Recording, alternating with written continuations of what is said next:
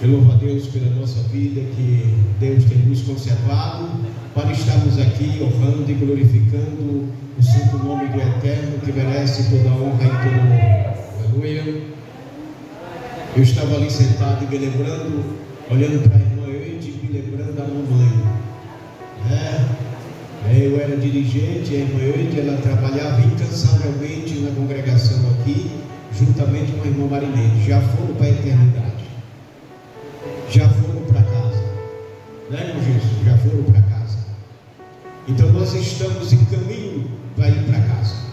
Nós não sabemos que hora Jesus vai nos chamar, mas na verdade o nosso prepara para ir para casa. Aleluia, glória a Deus. Amados e queridos irmãos, vamos ler aqui o texto para uma ligeira meditação em nome do Senhor Jesus. Nós vamos ler na carta de Paulo a Timóteo. Paulo escreve instruindo a Timóteo. Timóteo foi filho de Paulo na fé. Paulo teve tanto cuidado com Timóteo que Timóteo se tornou um menino muito bom na obra de Deus. Porque na verdade quem ganha tem que instruir. E Paulo ganhou Timóteo para Jesus. E aí agora Paulo vai trabalhar na vida de Timóteo. E Timóteo se tornou um grande homem de Deus, um servo do Senhor Jesus. Mas Paulo dizia para Timóteo: seja o meu imitador como eu sou de Cristo. Aleluia. Foi o único apóstolo de Jesus que teve coragem de dizer isso. Sejam meus imitadores como eu sou imitador de Jesus Cristo. Aleluia. Então vamos ler aqui do 3 primeiro. Extrema corrupção nos últimos dias. É o texto da leitura. Se quiser acompanhar na Bíblia, pode, para não esquecer. Extrema corrupção nos últimos dias. Aleluia. Sabe, porém, isto que nos últimos dias sobrevirão tempos trabalhosos. Aqui Paulo já estava dizendo para Timóteo que nos últimos dias ia haver tempos trabalhosos. Aleluia. Tempo que dá tanto trabalho. O dirigente dessa igreja gostaria que tivesse neste momento um tempo cheio de pessoas. Mas nós estamos vivendo uns tempos difíceis, trabalhosos. Mas Jesus disse, uma ocasião, Jesus disse que muitos serão chamados e poucos escolhidos. E, na verdade, a gente dando uma olhada para a palavra de Deus, você vai ver que está chegando o momento. Eu estava aqui meditando tudo, quando eu fui ser crente, meditando tudo. A alegria que nós tínhamos de se separar um do outro era uma luta, era chorando, era aquela coisa. O culto terminava e a gente ficava conversando e abraçado, aquela coisa toda. Mas hoje está um pouco meio distante um do outro. Eu não sei porquê, mas está. E é o tempo que está demonstrando as dificuldades de trabalho nos últimos dias. Mas agora vai ver. Porque haverá homens amantes de si mesmo, avarento, presunçoso, soberbo, blasfêmios, desobediente à paz e à mãe, ingrato, profanos. Os homens estão dessa forma. Eles não estão respeitando mais pai nem mãe. Pai para eles hoje não é nem uma situação de admirar, é uma qualquer coisa. E os nossos pais é um tesouro. As nossas mães é um tesouro. Eu ainda hoje tenho mãe, está com 86 anos, minha mãe. Mas eu nunca falei alto com a minha mãe, porque não tenho esse poder. Aleluia. Porque eu sei por onde eu passei. Eu tenho que honrar e glorificar a Deus pela minha mãe, que é um tesouro para mim ainda aqui na terra. Quando eu vejo o irmão Anjo falando na mãe dele, ele honrava, ainda hoje honra o nome da mãe. Já foi para a eternidade, mas ele ainda hoje respeita.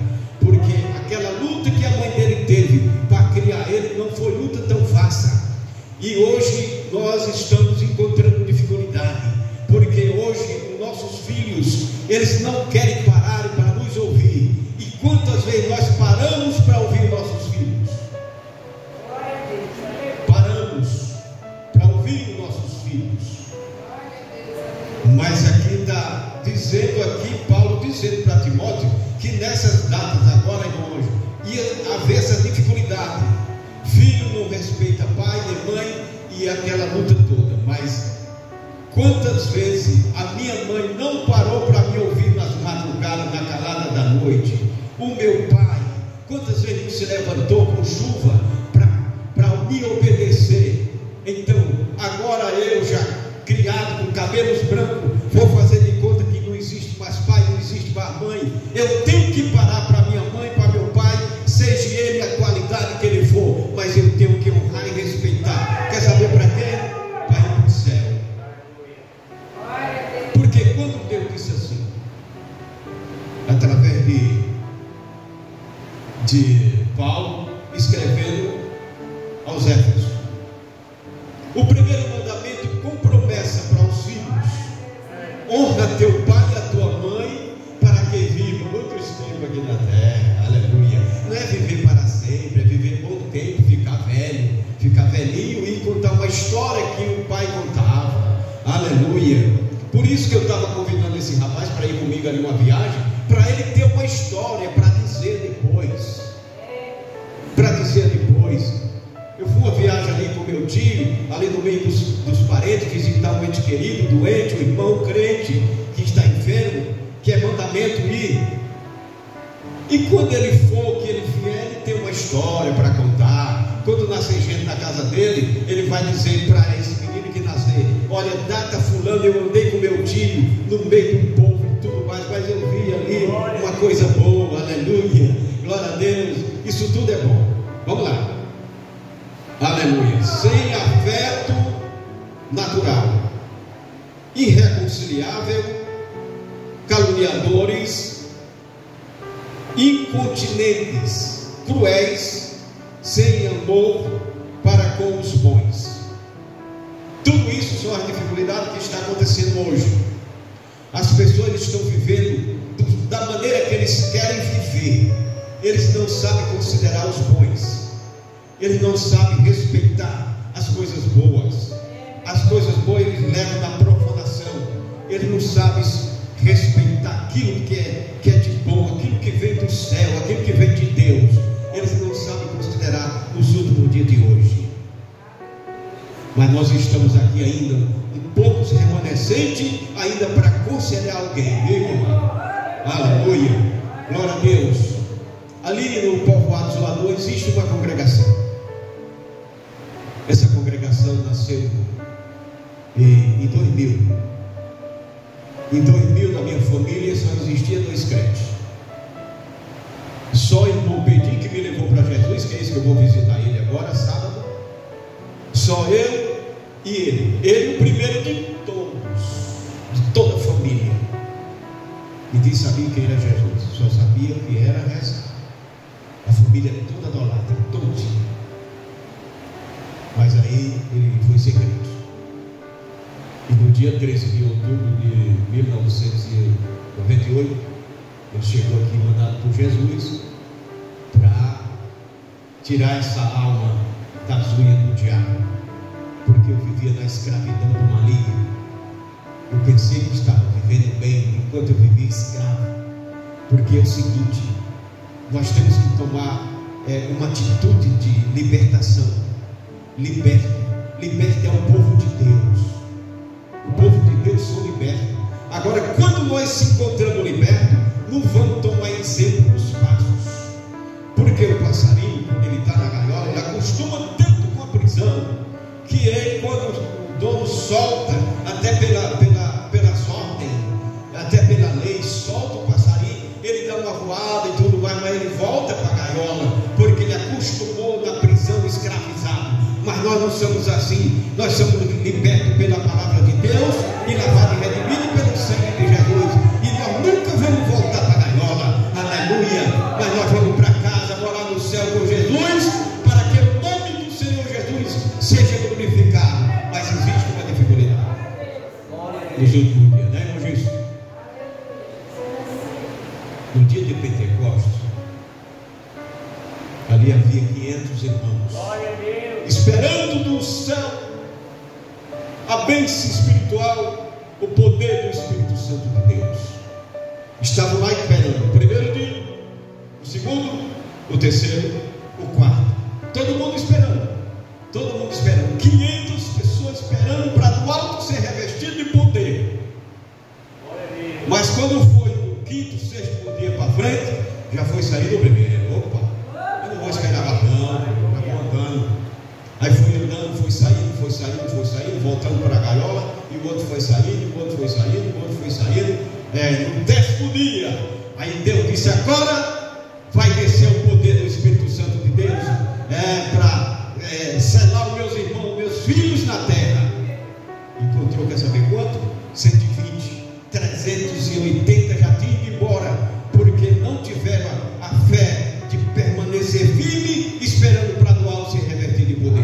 E nós que estamos aqui, igreja remanescente, vamos esperar a volta de Jesus. Aleluia. Assim mesmo com esse difícil que está acontecendo, que para mim não é dificuldade. Eu sou zangado com um crente que diz que é difícil servir a Deus, que me dá vontade de pegar na orelha dele.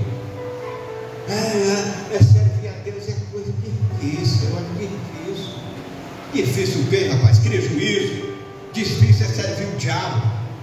O camarada vai servir o diabo, ele paga um preço caro e ele não dá fé. Ele xinga a mulher xinga ele xinga o filho, espragueja o filho, chama de bandido, chama de vagabundo, chama de miséria, chama de nojento, chama de tudo que o diabo mandar de fazer, ele faz com o filho dele. Ele não sabe nem agradecer a Deus pelo presente que Deus deu, porque ele é escravo. Ali é uma dificuldade horrível, ali ele está debaixo de um jugo terrível do diabo. Mas quer saber por que ele está lá? É porque Paulo escreveu para a igreja de Corinto, capítulo 2 Coríntios, capítulo 2, versículo 4, por aí assim, né? O Deus desses séculos chegou ao entendimento dos incrédulos, para que ele não conheça as coisas de Deus. É cego, não sabe respeitar nada. Mas aí lá vem o rei Davi e diz assim, lá no capítulo 103: bendiz, ó minha alma, ao Senhor.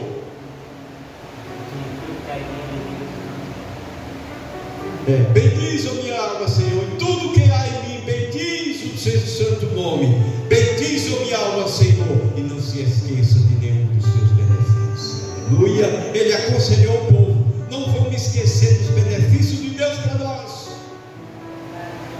Tem gente, Mateus, que não sabe nem agradecer a Deus pelo filho.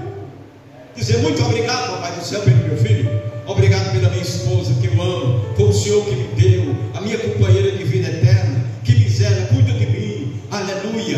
A mulher também não tem coragem de dizer: eu agradeço a ti, papai, pelo meu companheiro amante que eu amo, que o Senhor me deu, papai do céu, para nós construirmos uma família para te honrar na beleza da tua santidade. Não tem coragem de dizer isso, Jesus.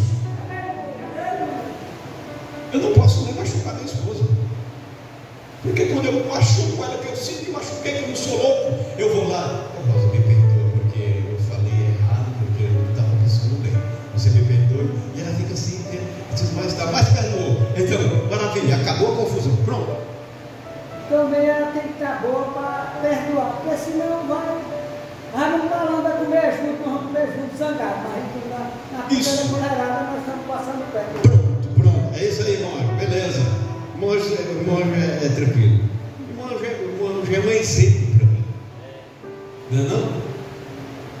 Deve ser exemplo, não é para ir agora. E aí deixa eu termino o texto aqui. Irmão já é um exemplo para mim. É um exemplo.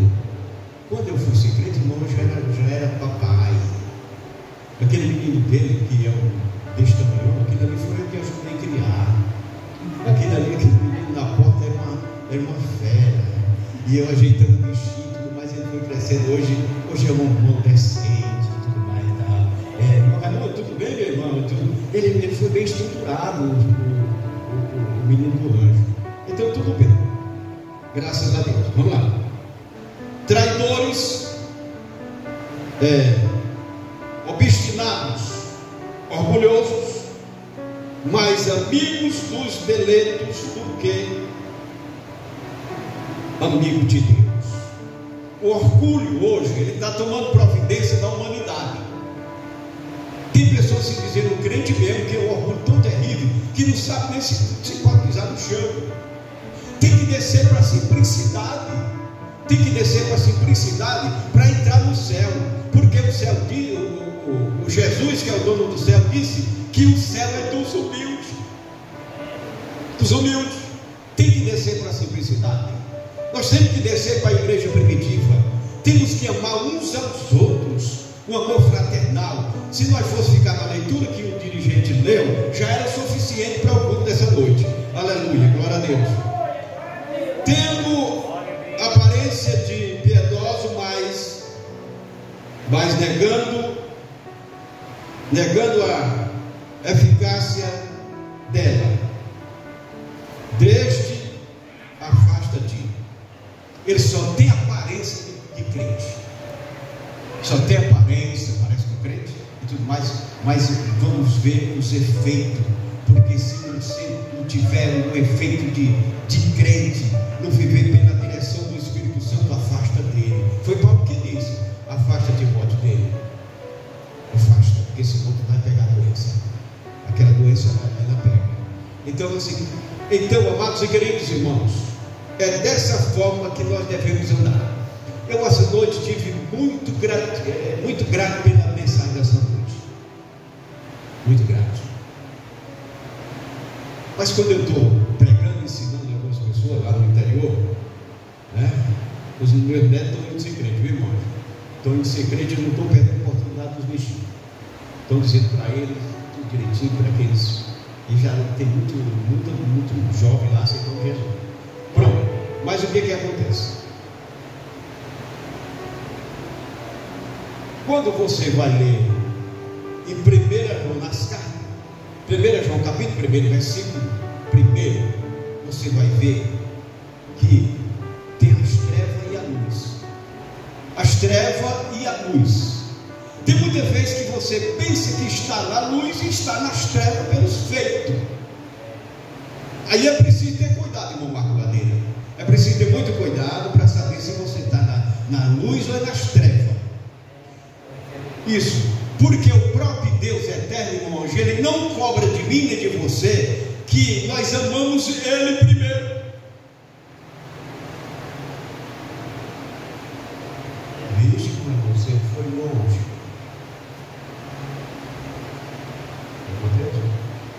Você quer abrir esse texto? Eu vou marcar ele.